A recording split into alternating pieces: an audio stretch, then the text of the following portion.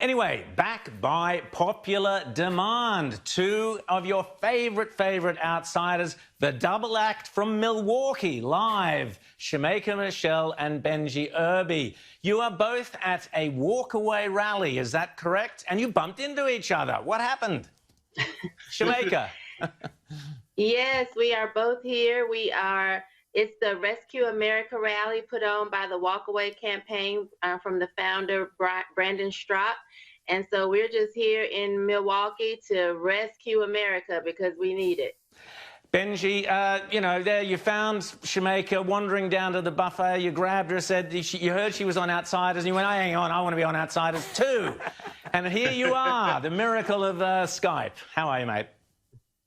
I'm great. How are you guys doing? Yeah, we have much love for everybody down in Australia. Excellent. Well, I want to find out, get your opinions on what James was just talking about. But first up, let's just show this little clip that was on Twitter last week of Shemeka serving it up to a few Black Lives Matter characters. Have a look. My life matters. I don't need your privilege to tell me or to justify who I am in America. This is my country. This is my land. My ancestors built this country. So I'm going to walk around here as bold as I want to. And I don't have to have you to co-sign and tell me my life matters.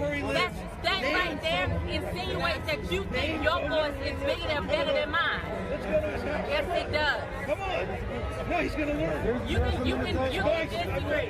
You can disagree. But you are supporting an organization that does not like black men. And as a black woman, I can tell you how important black men are to the black family. Without them, we are nothing. So when you support an organization that doesn't push them up the way we need them to be, you ain't and you take that from Shemeka Michelle and post it wherever you like.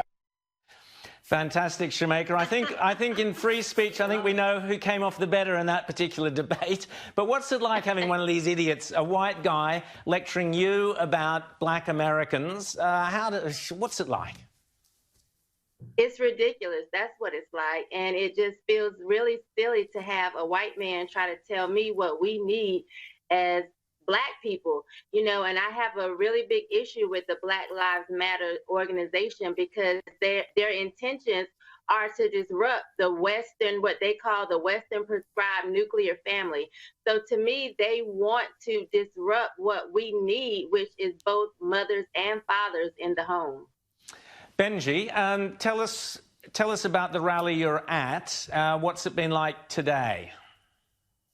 Oh, today was actually good. I mean, there was a lot of love. I mean, we're in a state that President Trump won. So, I mean, in California, obviously, there's going to be a lot more pushback. But on what Shemeka was saying, it's really funny because what happened to her with, the young white gentleman happens all the time. It's actually pretty often. I mean, the left really feels as though they own black people. They own the black vote. They own black opinions. And if you have an opinion different from them, I just had to go off on Twitter, somebody like an hour ago was telling me that, oh, well, how can you say that? How can you support that? You're supposed to be black.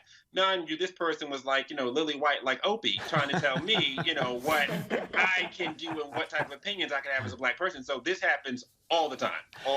But, Mika don't play. So, it is what it is. I wouldn't go against Shemeka. So, Benji, you're a close follower of all things Trumpian. What did you make of Joe Biden's bizarre comments about Kamala Harris and bizarre choice? Was it a bizarre choice?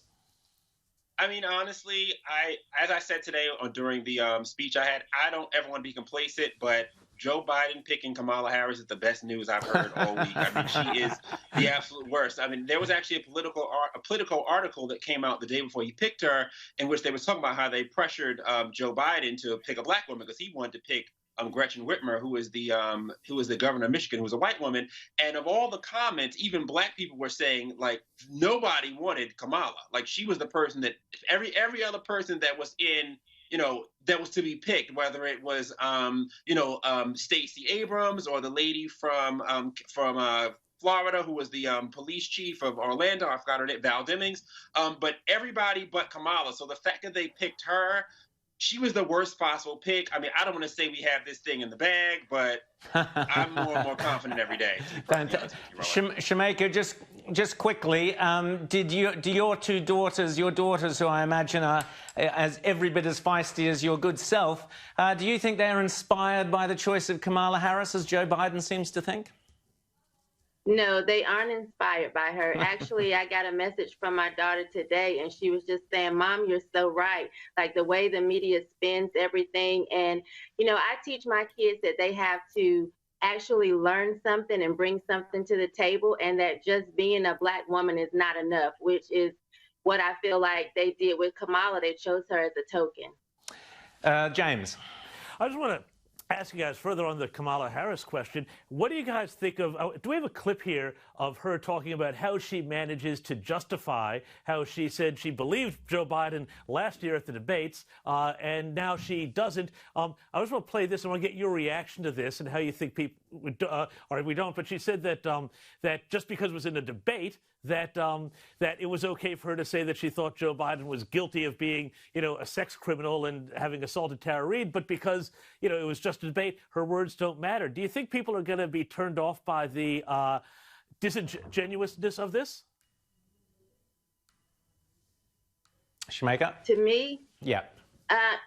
You know, it's really hard to say, because I think some people are really just looking at Kamala because she's Black and they're going to vote for her regardless because they want Trump out of there. Those people that are actually real and pay attention to what people are saying, I do think they will be turned off by that. You know, that's like, you know, when you're angry and you say something, you're supposed to take it as the truth. You know, and that's why they tell you fight fair in relationships, because when you go below the belt, that stuff sticks and it hurts. So the fact that she would then double back and say, oh, she didn't mean it, it was just a debate, it just really shows how, you know, inauthentic she is, and what a liar she is.